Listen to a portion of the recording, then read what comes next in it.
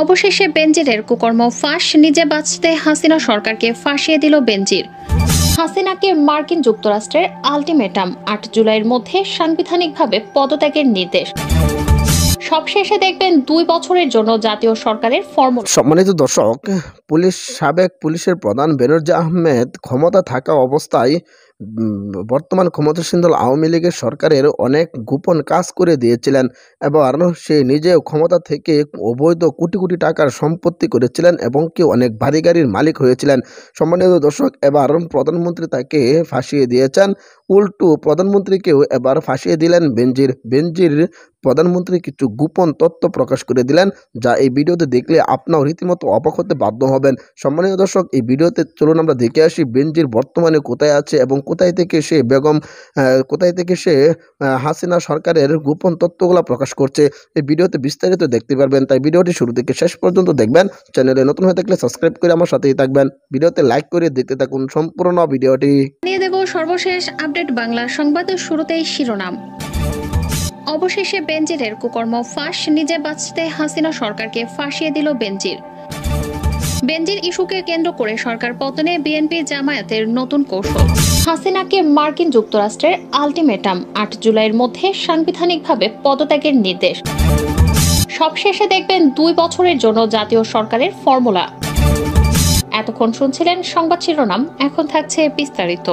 কি হচ্ছে দেশে, কোথায় যাচ্ছে দেশ, এ যেন রক্ষক হয়ে বক্ষকের কাজ। দুর্নীতি করে দেশের অর্থনীতিকে ফুটো করে দেয়া হচ্ছে। সম্প্রতি বিভিন্ন জাতীয় গণমাধ্যমে প্রকাশিত হওয়া সাবেক সেনাপ্রধান, সাবেক আইজিপি, সাবেক ডিএমপি কমিশনার, এনবিআর এর সদস্য ও এনবিআর এর প্রথম সচিব সহ অনেকের দুর্নীতির মাত্রাও তাদের এবং তাদের স্বজনদের নামে সম্পদের পরিমাণ দেখে জাতি স্তম্ভিত। তবে এগুলো টিপ অফ দ্য আইসবার্গ।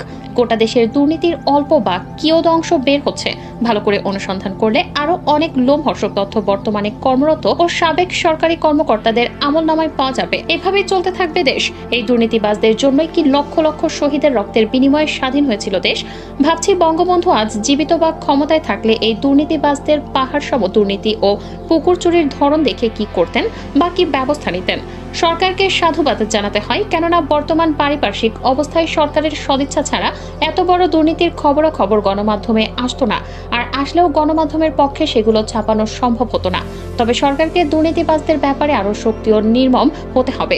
দুর্নীতি করে যারা সম্পদের পাহাড় করেছে তাদের জমানো অবৈধ সম্পদ বাজেয়াপ্ত করা সহ তাদের দৃষ্টান্তমূলক শাস্তির ব্যবস্থা নিশ্চিত করতে হবে। উদ্বেগের সাথে লক্ষ্য করা যাচ্ছে যে রাঘব বোয়ালদের দুর্নীতির খবর গণমাধ্যমে আসার আগে বা আসার সাথে সাথেই তারা গা ঢাকা দিয়ে দেশের বাহিরে চলে গিয়ে অনেকটা ধরাছোঁয়ার বাইরে চলে যাচ্ছে। এমনটি হবে কেন? ঘুষ ও দুর্নীতি বাংলাদেশে যে কি পরিমাণ বেড়েছে তা চিন্তার বাইরে। এগুলোর বিস্তৃতি ও ব্যাপকতা শুধুমাত্র ভুক্তভোগীরাই হাড়ে হাড়ে উপলব্ধি করেন। সরকারি অফিসে অনেকটা ঘুষ ছাড়া টেবিলের ফাইল নড়ে না। কাস্টমার সার্ভিসের রেওয়াজ বা মানসিকতা ডেভেলপ করেনি পাবলিক অফিসে। সাদা পোশাকে সাধারণ মানুষের বেশে গোয়েন্দা সংস্থার লোক রাজুক, ভূমি office, union office, tehsil office, পৌরসভা, সিটি কর্পোরেশন সহ সরকারি অফিস সমূহে একটু ঘুরে আসলেই বুঝতে পারবেন দেশের দুর্নীতির মাত্রা কতটুকু। এক সময় স্কুলে পড়ানো হতো ভাত বাংলাদেশের জাতীয় খাদ্য, এখন বোধহয় সেটি আর নেই। এখন ঘুষকে জাতীয় খাদ্য বললে সম্ভবত অত্যুক্তি হবে না। নৈতিকভাবে জাতি যে কত অধপতনের দিকে যাচ্ছে তা কি রাষ্ট্র নিয়ে যারা চিন্তা করেন তারা হৃদয়ঙ্গম করেন। সামান্য মিটার রিডার, অফিসের পিয়ন, এসআই ও মন্ত্রীর এপিএস এই লেভেলের লোকও আজ কোটি কোটি টাকার মালিক। কোনো অঙ্কে বা যুক্তিতে মিলে না তাদের অসম আয় ও সম্পদের মাত্রা। বড় বড় দুর্নীতিবাজরা চাকরিতে থাকা চটকদার কথা বলে, উপযাচক হয়ে মানুষকে জ্ঞান দেওয়ার চেষ্টা করে, বুলিয়াওড়ায় দেশপ্রেমের সংজ্ঞা তাহলে কি? কাদেরকে দেশপ্রেমিক বলবেন? যারা ঘুষ খায়, পাহাড় সম দুর্নীতি করে এবং জনগণের হক ও অর্থ মেরে সম্পদের পাহাড় করে, তাদেরকে কোন সংজ্ঞায় দেশপ্রেমিক বলবেন? তারা তো বরং গণবিরোধী ও দেশদ্রোহী। আর এই দেশদ্রোহীরাই দেশপ্রেমের বড় বড় বুলি আওড়ায়। চাকুরি জীবনে বড় বড় বুলি আওড়ায় আর ঊর্ধ্বতন কর্তৃপক্ষের কাছ থেকে শুদ্ধাচার সার্টিফিকেট ও দুদক থেকে একাধিকবার দায় মুক্তির সনদ নেয়, কিন্তু অবসরে যাবার পর থলের বিড়াল বেরিয়ে আসতে থাকে। দুর্নীতির নানা ধরন ও প্রকার আছে। সরকারি বিভিন্ন প্রকল্পে অভাবনীয় দুর্নীতি হয়। বাংলাদেশের প্রচলিত রীতি অনুযায়ী কোনো প্রকল্পই মূল বাজেট ও সময় অনুযায়ী শেষ হয় না। যেমন ৬০০ কোটি টাকার হাতির ঝিলের কাজ ২৫০০ কোটি টাকায় শেষ হয়নি। ৮,০০০ কোটি টাকার পদ্মা সেতুর বাজেট হয়েছে প্রথমে ২৮,০০০ কোটি টাকা, আরও প্রায় ১০,০০০ কোটি টাকা বাড়িয়েও পরিকল্পনা মতো শেষ করা যায়নি। ৩৫০ কোটি টাকার ফ্লাইওভারের কাজ শেষ হয়েছে প্রায় ১৩০০ কোটি টাকায়। আবারও অসংখ্য উদাহরণ দেওয়া যায় এভাবে। এই যে বাজেট ও খরচ বাড়ানো হয়, এর বড় অংশ যায় দুর্নীতিবাজদের পকেটে। সার্ভিস ও প্রকল্পের পাশাপাশি রাজনীতিতে দুর্বৃত্তায়ন আশঙ্কাজনক হারে বেড়ে গেছে। রাজনৈতিক দলের পদপদবি বাগিয়ে নেওয়া হয় টাকার বিনিময়ে। নির্বাচন যখন আসে শুরু হয় টাকার খেলা। চিন্তা করুন, এক একজন সংসদ নির্বাচন ও উপজেলা নির্বাচনে কোটি কোটি টাকা খরচ করে, এমনকি ইউনিয়ন পরিষদের চেয়ারম্যান পদের নির্বাচনের জন্য অর্ধ কোটি টাকার উপর খরচ করে। এই যে কারি টাকা খরচ করা হয় নির্বাচনী বৈতরণী পার হতে, পাশ করার পর তো তার ওই টাকা তোলার প্রশ্ন ধান্দা আসে।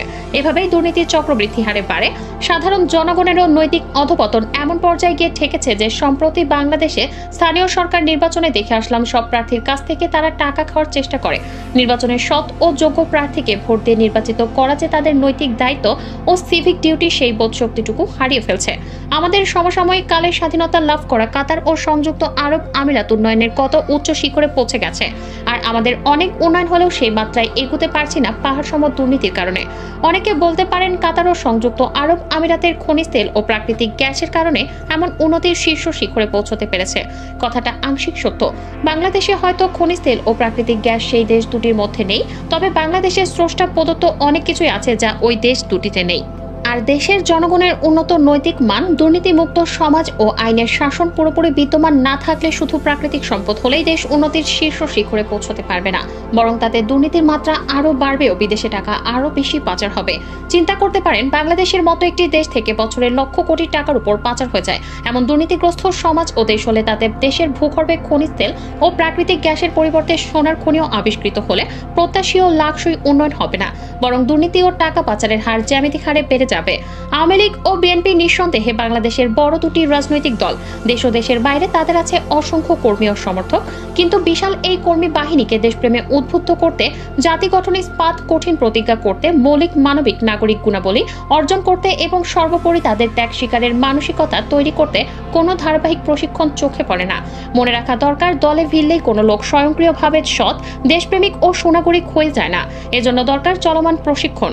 অনেক ধান্দায় লোকজন দলে ফিরতে পারে, তাই যথাযথ ধারাবাহিক প্রশিক্ষণ ছাড়া বিশাল কর্মী বাহিনী ক্ষমতায় থাকাকালীন সময়ে বা ক্ষমতার পালা বদলে। সম্মানিত দর্শক, আশা করি সকলে পুরো ভিডিওটি দেখলেন। এই ভিডিও সম্পর্কে অবশ্যই আপনাদের মূল্যবান মতামত ভিডিওর কমেন্ট বক্সে লিখে জানাবেন।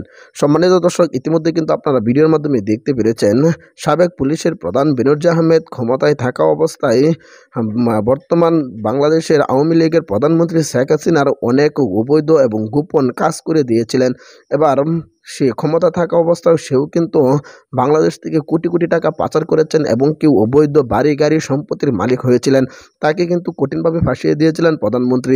সম্মানিত দর্শক, এই রাগে হয়তো প্রধানমন্ত্রী শেখ হাসিনার গোপন তথ্যগুলো প্রকাশ করে দিলেন যে প্রধানমন্ত্রী শেখ হাসিনা গোপনে তাকে দিয়ে কি কি কাজ করিয়েছিলেন। এই ভিডিওতে কিন্তু আপনারা বিস্তারিত দেখতে পেরেছেন। সম্মানিত দর্শক, এবার কঠিনভাবে ফেঁসে গেলেন প্রধানমন্ত্রী শেখ হাসিনা। ইতিমধ্যে কিন্তু বেনজির আহমেদ কোথায় আছে এবং কোন জায়গা থেকে প্রধানমন্ত্রীর গোপন তথ্যগুলো প্রকাশ করছেন, এইসব বিষয়ে একটি প্রতিবেদন এই ভিডিওতে আপনারা দেখলেন। অবশ্যই এই ভিডিও সম্পর্কে আপনাদের মতামত ভিডিওর কমেন্ট বক্সে লিখে জানাবেন। এরকম ভিডিওগুলো সবার আগে পেতে অবশ্যই চ্যানেলটাকে সাবস্ক্রাইব করে পাশে থাকা বেল বাটনটি অন করে রাখবেন পরবর্তী আপডেট সবার আগে পাওয়ার জন্য। আজকের মতো ভিডিওটা এখানে শেষ করলাম। দেখা হচ্ছে পরবর্তী ভিডিওতে। সেই পর্যন্ত ভালো থাকবেন, সুস্থ থাকবেন। আসসালামু আলাইকুম ওয়া রাহমাতুল্লাহ।